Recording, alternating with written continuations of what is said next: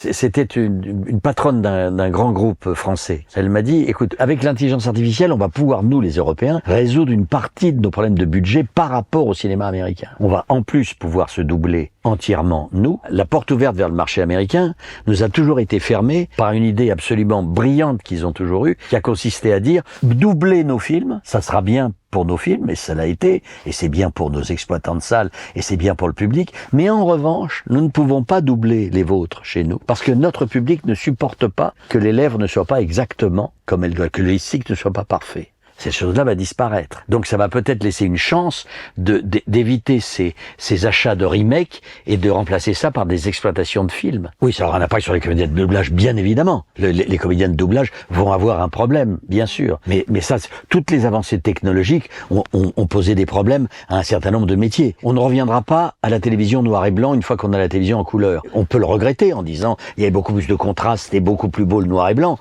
Mais bon, alors c'est désolant pour les doubleurs, mais il faudra qu'ils se reconvertissent dans autre chose. Les films que je fais se vendent très souvent à l'étranger, donc j'ai des gens très bien qui me doublent en Allemagne, en Italie, mais quelque part je vais être aussi plus content moi de ne pas être doublé et que je joue moi dans ces films-là. Il faut quand même le penser aussi sur le plan artistique, c'est pas inintéressant.